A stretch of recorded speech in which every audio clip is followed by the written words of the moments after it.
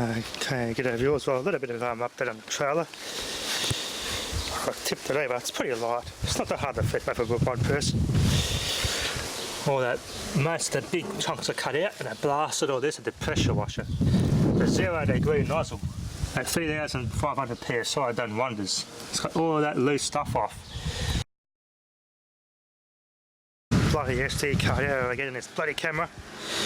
Basically what I was saying, I'm going to cut this off here and just turn this into a front tailgate and make this to a trailer that I can carry long stuff on. So I've got a rear and a front tailgate. And I'll put a nice big flat bit of steel on that and place this with a flat bit of steel. And this will be a front tailgate, and I'm going to put like I'm going to redo all of this. Redo all the back lights and do the same deal with the front. Make the same setup on the front, that same sort of flare design, and put reflectors on it. That way it's all nice and strengthened up, and so yeah, it's more convenient having a trailer with a front tailgate. I can carry long stuff with it then. It'll be pretty good when it's all done. I'm just in the process now of cutting all the welds, but I ran out of cutting discs. Cut all these little welds off, get the floor out. Once I move the floor, I can draw up some lines so I know where these go. And then I'll start cutting all this off. Remove this side first. I'll take the axle off, that way the weight's all gone. That's holding the trailer up, so I'm going to have some way of supporting the trailer. And just take the axle off and yeah, cut these, just cut the angle line out and just cut these off. It's welded here, cut there, cut there. It's not even welded on that much, that'll cut off easy. And it's just a matter of yeah, cutting that off there, there, they're not welded much. Replace that angle, then do the same with welded new right in. Because this side's alright, just leave it cut like that. Just weld a new angle line in place on this one, weld it on the back, weld it back up on a tow bar, but not weld the front bit because that's going to be the where I'm going to work on next. Then I'll just put the axle back on this side, weld the brackets up, straighten them up, weld them on, line them up, and then just move on the other side. Once I take the floor out, I think I can just tip the whole trailer upside down and it'll be easier, I think. Because I don't need to do any cutting on the inside, I've done all the work on the inside I need to do. It's all on the outside now, so I can flip this over upside down, take the axle off, and it'll be easier to work with then. It'll stay up and I won't have to worry about it falling down. Yeah, do the angles, and I just got to order a floor, a new floor.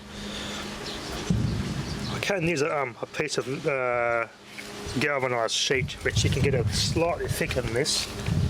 About, I think you can get some that's about 1 mil thicker, I think, which is not too expensive either. So just put a galvanised base on it, paint it all up like this when it's all done. I might paint it because it's going to be a bit of a glaring issue. I have seen a guy with a trailer. I sold something recently and the guy had a tandem trailer that was the same design as this. So you cut the front sort of into place like that, and I just replaced the floor with a bit of galvanised. It was kind of a bit hard in the eyes, but it was nice. It looked nice when the sun hit it. Pretty blinding. But yeah, it's work in progress.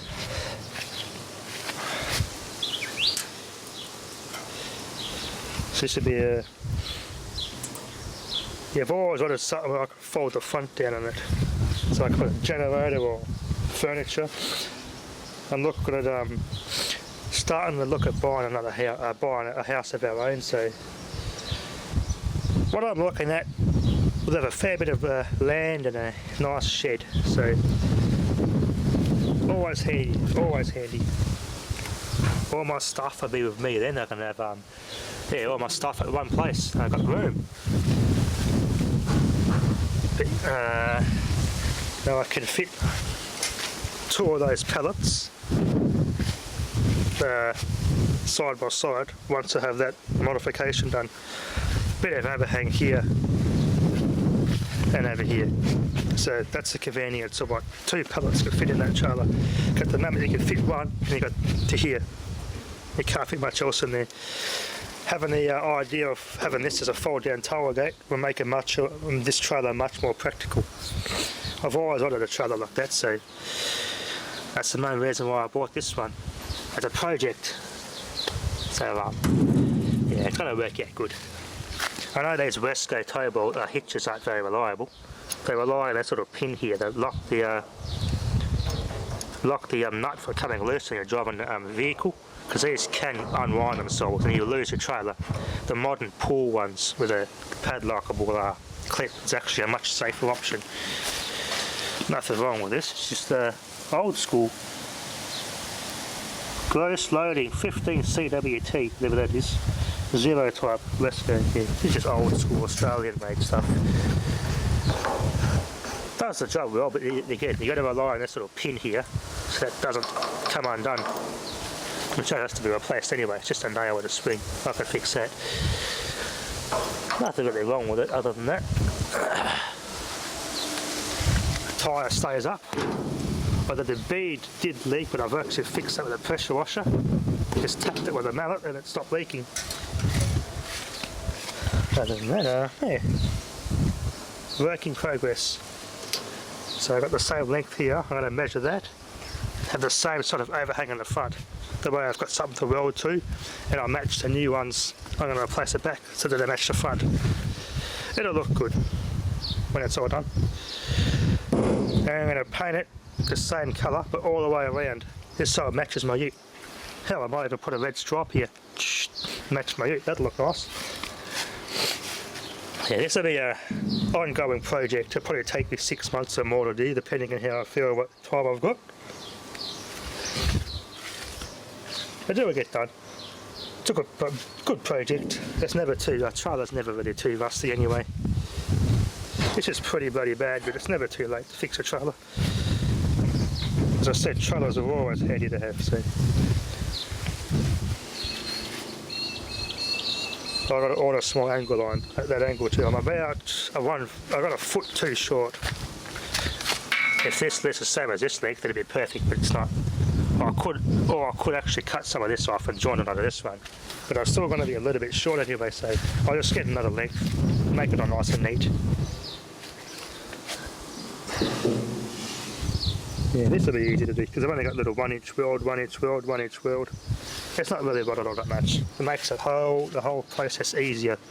Cut there, easy. Some trailers you get that are rusted, they're really well welded together. This, in this respect, it's actually welded a little bit, not too much, so it's good for a restoration. This makes it easy to cut all this out. The big task is to get this axle off. That's not hard though. It's not that bloody heavy. As I said, I'm going to get a straight edge. Just raw the line through here, a sight, so I know where this goes, how it goes on. You don't want to get it crooked, you want to get it pretty straight. And if the bushes in there are gone, I'll replace all those. Put any bushes in there. Replace the bush that's in there. So you can see that's actually been welded. That's why I'll cut those off anyway. No big deal. These bolts are probably rusted anyway. So if we replace all that, the springs are still in good nick. We've got plenty of life left in them. But easy project. Oh, one more thing. If you got a trailer with angle line for a tow bar, do this. This is a good idea. Did this in the old man's 6x4 as well. Welded some tubing in there. Gives it a lot more rigidity. You carry more weight in the trailer like that. I might even get some 40/40 RHS, maybe ride them along here. One here. We can't get there because of the springs. But I put maybe one here instead of this angle line. I'm not too sure yet though. Then again, the most I'll ever going to carry in this thing is about a ton of weight. So those angle lines will hold it. We'll support that load distributed across all those. One of the old man's trailer, we've had a ton in it, and there's a barely bent. It's only the floor here, and here that's been bent. Anyway, good project, work in progress. But we'll see what happens. I might even replace these with a square tube. Just cut these out altogether and put some square 40-40 tube in there. Just to give it the trouble some more durability. See, I can move that one out back this way a bit. Good project. Anyway, thanks for watching.